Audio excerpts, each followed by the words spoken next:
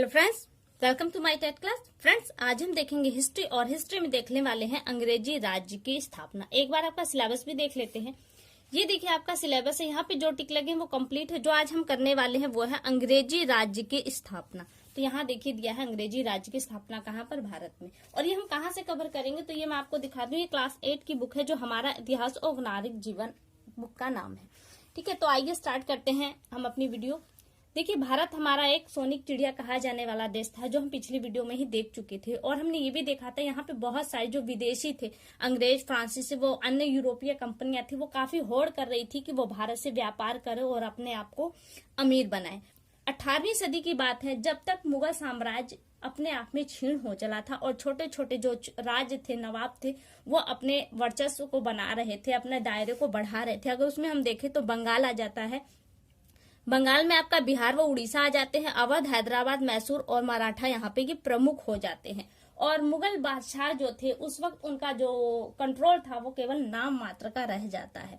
और इसी सदी में यूरोप में फ्रांस और इंग्लैंड के बीच विश्व में औपनिवेशों पर व्यापार में ज्यादा से ज्यादा मुनाफा कमाने के लिए कई वर्षों तक निरंतर युद्ध होते रहे। किसमें? इन आपस में कंपनियों में, जो अंग्रेजी, फ्रांसीसी, यूरोपियों ने अपनी कंपनियां स्थापित की थी। ये चाहते थे कि हम आगे बढ़े, व्यापार के मामले में ज्यादा मुनाफा हमें हो। अब प्रश्न यहाँ से बनता है कि उपनिवेश किसे कहते हैं। देखिए, भारत हमारा दूसरे के कंट्रोल में रहा। किसके?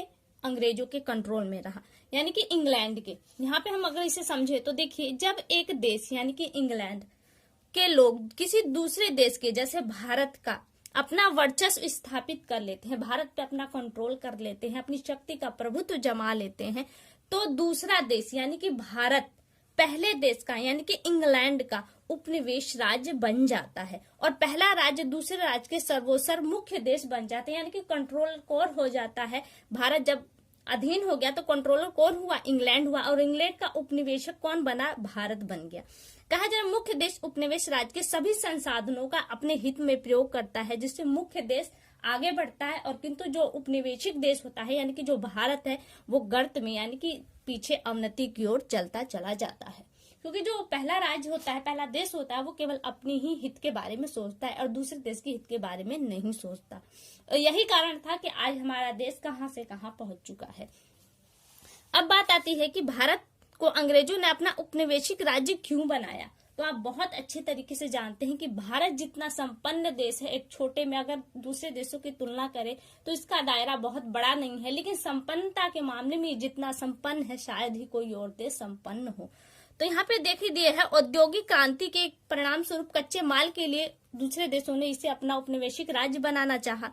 वहीं पे बहुत सी, जब देखिए जो हमारा देश था वो हालांकि टेक्निकल मामले में पीछे था और जो दूसरे देश थे वो टेक्निकल मामले में आगे थे, जिसके कारण से उनके पास एक शक्ति थी अजीब तरह की, जिसके परिणाम स्वरूप वो भारत पे अपना कंट्रोल करना चाहते थे और जबरदस्ती किसानों से नील, अफीम जैसे चीजों की खेती करवाते, जिससे खेत बंजर बन जाते थे और किसान नहीं करना चाहते थे, लेकिन फिर भी वो जबरदस्ती करवाते थे और उसे कच्चे माल के रूप में अपने देश लेकर जाते थे। फिर उसी का रिटर्न कोई पक्का माल बना के भारत में और अपने यूरोपीय देशों में बेचकर मुनाफा कमाते थे।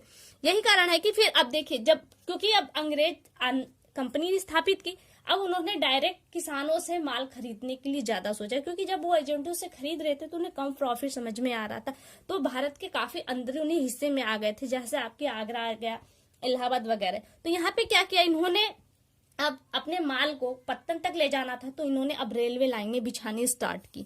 तो यहाँ से रेलवे लाइनें और सड़कें बिछानी उन्होंने स्टार्ट की और जगह जगह अधिकारी रखे। अब जब उन्होंने ये कर लिया तो वहां पे अब इन मालों की सुरक्षा के लिए भी जरूरत थी, तो उन्होंने वहां पे अब एक अधिकारी को भी नियुक्त किया।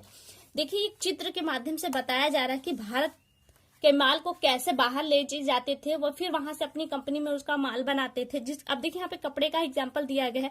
अब वहां पे मशीनें से बन रही थी, जबकि भारत में चरखे के माध्यम से बनाते, जिससे जो हमारे बुनकर थे, भारतीय बुनकर थे, उनकी स्थिति खराब होने लगी और यहाँ पे फिर वो पुनः क्या करते, भारत में हिलाकर इस कपड़े को बेचते थे और मुनाफा कमाते थे।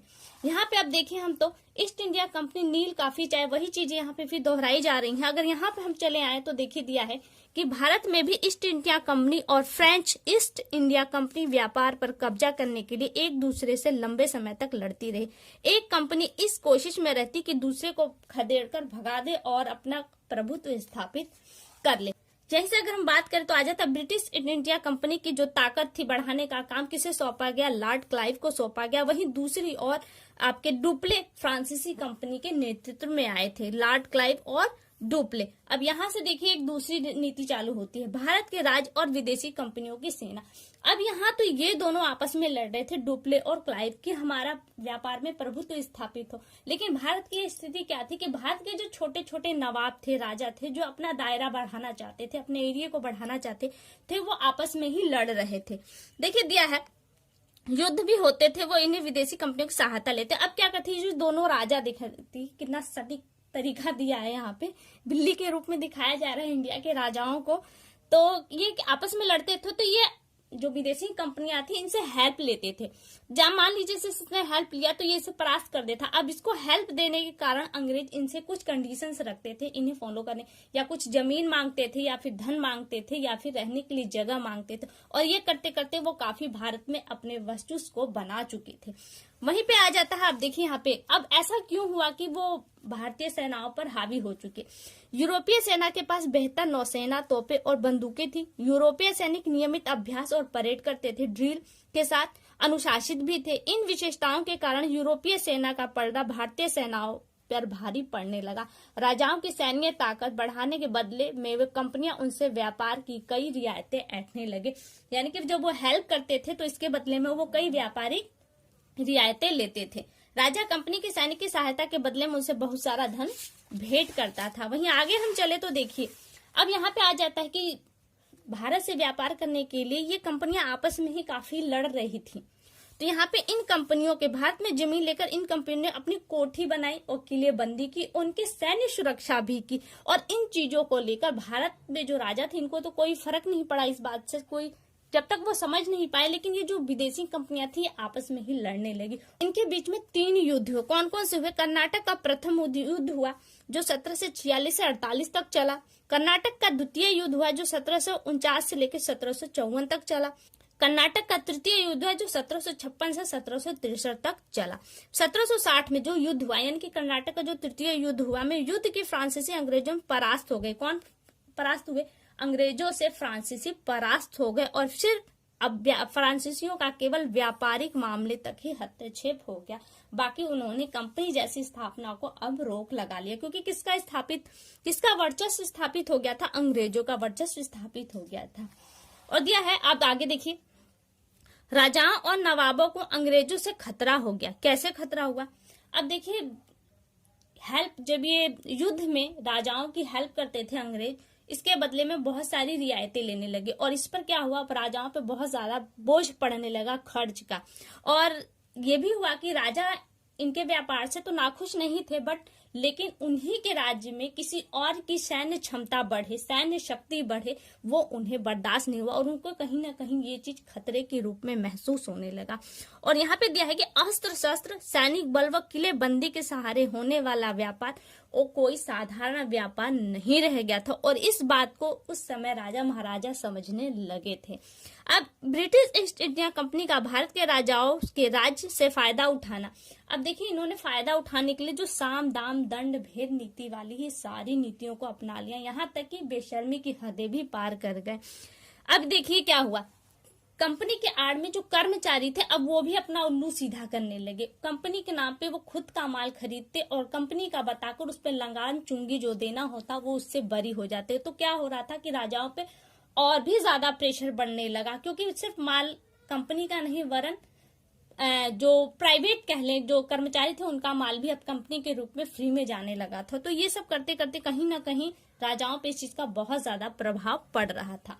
आगे देखें तो कहा जा रहा है कि 1756 ईस्वी में अली वर्दी खां की मृत्यु के बाद उसका पुत्र सिराजुद्दौला गद्दी पर बैठा। जब सिराजुद्दौला गद्दी पर बैठा तो उस वक्त उसे बाहरी और अंदरूनी दोनों ही शत्रुओं का सामना करना पड़ा, जिसमें अंग्रेज भी थे और उसके खुद के वहां के लोग भी थे। बंगाल के कुछ धनी सेठों का भी समर्थन प्राप्त था। अवसर पाकर ब्रिटिश ईस्ट इंडिया कंपनी ने नवाब के विरोधियों के साजिश में भाग लिया और नवाब को गद्दी से हटाना चाहा। जब सिराजुद्दौला को पता चला कि अब ईस्ट इंडिया कंपनी मिलकर उन्हें गद्दी से हटाना चाहती है तो उन्होंने क्या किया, इसकी सूचना मिली तब उन्होंने अंग्रेजी व्यापारियों द्वारा की जाने वाली सैन्य तैयारियों पर प्रतिबंध लगाया, यानी कि उन्होंने कंट्रोल करना चाहा। अंग्रेजों ने जवाब के आदेश में अवहेलना, यानी कि नवाब ने जो जवाब दिया उसकी अवहेलना की। इसके क्रुद्ध होकर नवाब ने अंग्रेजों को गढ़, यानी कि जो कोलकाता मेन गढ़ था अंग्रेजों का, उसे जीत लिया, आक्रमण में परास्त कर दिया वहां पर। अब यहाँ से क्या हुआ, जो अंग्रेज थे वो और भी ज्यादा बौखला गए। अब वो सिराजुद्दौला के बिल्कुल भी खिलाफ हो गए। क्या है, नवाब तथा अंग्रेजों के बीच अलीनगर की संधि हुई। जो ये युद्ध हुआ कलकत्ता में, इसके बाद एक संधि हुई अलीनगर की संधि। इसमें क्या हुआ, 9 फरवरी 1757 को हुई। इस संधि के अनुसार कंपनी को बंगाल, बिहार तथा उड़ीसा में बिना चुंगी दिए व्यापार करने का अधिकार प्राप्त हो गया, और वही वो चाहते थे। किंतु क्लाइव इतने से संतुष्ट नहीं था, वो तो पूरे राज्य को ही लेना चाहता था। उसने क्या किया, नवाब के जो विरुद्ध था, मीर जाफर जो नवाब का यानी कि सिराजुद्दौला का, ये क्या था, सिराजुद्दौला का ये सेनापति था। जब प्लासी का युद्ध हुआ था उस वक्त सिराजुद्दौला और क्लाइव, क्योंकि अंग्रेजों का नेतृत्व क्लाइव कर रहा था, तो प्लासी के युद्ध में जो 1757 में हुआ था, सिराजुद्दौला और क्लाइव आमने सामने हुए। तो उस युद्ध में मीर जाफर ने अंग्रेजों का साथ दिया और सिराजुद्दौला को छोड़ दिया, और इस स्थिति को भागकर सिराजुद्दौला युद्ध के मैदान से भाग गए थे। लेकिन उन्हें अंग्रेजों ने पकड़ लिया और मीर जाफर के ही पुत्र ने उनकी हत्या कर दी। अब वहां से क्या हुआ, अंग्रेज अपना वर्चस्व रखने लगे। मीर जाफर को उन्होंने गद्दी पे तो बिठा दिया, लेकिन मीर जाफर केवल कठपुतली बनकर रह गया और टोटल कंट्रोल अंग्रेजों का था, चल रहा था। मीर जाफर अब इस स्थिति का विरोध करने लगा। अंग्रेज अब इस चीज को भाप चुके थे, इसलिए उन्होंने 1760 में मीर जाफर को गद्दी से हटा दिया और उसके ही दामाद यानी कि मीर कासिम को गद्दी पर बिठाया। मीर कासिम लेकिन एक योग्य शासक था, वो बंगाल की स्थिति को सुधारना चाहता था।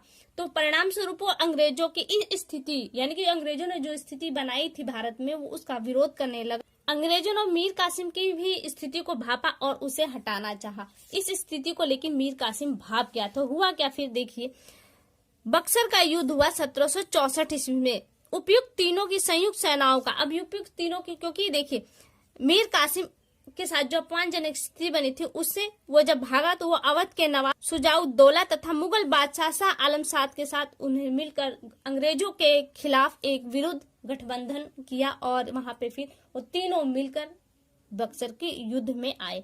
बक्सर का युद्ध 1764 ईस्वी में था। उपयुक्त तीनों की संयुक्त सेनाओं का अंग्रेजों की सेना के साथ 1764 में बक्सर के मैदान में भीषण संग्राम हुआ, जिसमें सफलता अंग्रेजों को ही प्राप्त हुई। अब देखिए, 2 युद्ध हो चुके थे, एक प्लासी का युद्ध और दूसरा बक्सर का युद्ध। इन 2 युद्धों के बाद अंग्रेजों के पैर और जम चुके थे भारत में। प्लासी की जीत ने अंग्रेजों की आर्थिक स्थिति मजबूत की, वहीं बक्सर के युद्ध ने अंग्रेजों के पैर भारत में और मजबूत कर दिए। बक्सर के युद्ध के बाद क्लाइव ब्रिटिश गवर्नर बनकर भारत आया। उसने मुगल बादशाह शाह आलम द्वितीय और अवध के नवाब शुजाउद्दौला के साथ इलाहाबाद की 2 संधियां की। वो संधियां कौन थी, ये देखिए।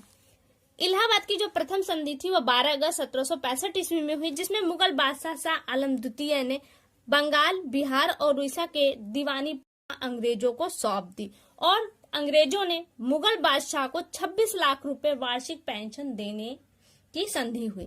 दूसरी जो संधि थी, इलाहाबाद की द्वितीय संधि 16 अगस्त 1765 ईस्वी में हुई थी। कंपनी ने कड़ा और इलाहाबाद के जिले अवध के नवाब से लेकर मुगल बादशाह को दे दिए। अवध का शेष भाग इलाहाबाद, कड़ा को छोड़कर अवध के नवाब शुजाउद्दौला के को वापस कर दिए गए थे, और नवाब ने कंपनी को, क्योंकि युद्ध हुआ था हाल ही में, युद्ध के हर्जाने के रूप में 50 लाख रुपए हर्जाना दिया था, युद्ध हर्जाना।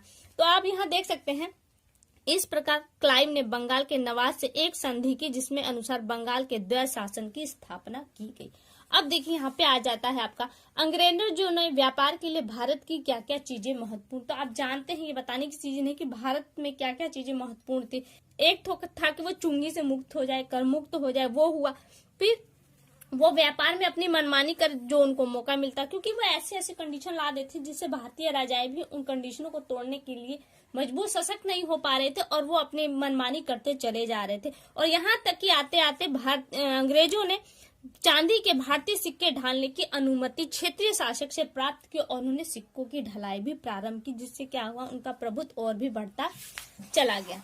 यहाँ हम देखें तो देखिए, विलय नीति को अपनाएगी, अपनी नीति से बदलाव, शर्तों को तोड़ना, भारतीय राजाओं पर आक्रमण, क्षेत्रीय राजनीतिक में दखलंदाजी, राजाओं के साथ कुचक्र, फूट डालना, आपस में लड़ाना आदि तरीकों का निर्लज्जता पूर्वक प्रयोग करने लगे थे। और यहाँ तक कि जो राज्य होता था, राज की जिम्मेदारियां तो राजाओं के पर डाल दी जाती थी, लेकिन राज्य से जो लाभ होता वो अंग्रेज रख लेते। परिणाम स्वरूप क्या होता, स्थिति दयनीय होती चली गई और इस दयनीय स्थिति के पीछे अंग्रेजों ने राजाओं को ही दोषी ठहराया। परिणाम स्वरूप राजा बोल न सके और क्या हुआ, उन्होंने इस स्थिति का फायदा उठाते चले गए और इस स्थिति का फायदा उठाते हुए अंग्रेज एक एक कर समस्त क्षेत्रीय शक्तियों को कमजोर कर कठपुतली की तरह नचाने और अपने अधीन करते रहे और इस प्रकार उनका शासन स्थापित हो गया भारत में। तो ये टॉपिक देखिए यहाँ से समाप्त है। यहाँ से दो बहुविकल्पीय प्रश्न उन्हें देख लेते हैं। प्लासी के युद्ध में अंग्रेज सेना का नेतृत्व, बहुत ही इंपॉर्टेंट, दोनों ही क्वेश्चन इंपॉर्टेंट है। प्लासी के युद्ध में अंग्रेजी सेना का नेतृत्व किसने किया था, तो क्लाइव ने अंग्रेजी सेना का नेतृत्व किया था। ऑप्शन 1 यानी कि क यहाँ पे सही है। अगला प्रश्न है, मुर्शिदाबाद से मुंगेर अपनी राजधानी स्थानांतरित करने वाला बंगाल का नवाब कौन था, तो वो मीर कासिम था। ऑप्शन ग यहाँ पे आपका सही है। तो फ्रेंड्स यहाँ से देखिए आपका ये टॉपिक कंप्लीट हुआ। अगली वीडियो में आपसे फिर मुलाकात होगी, तब तक के लिए नमस्कार।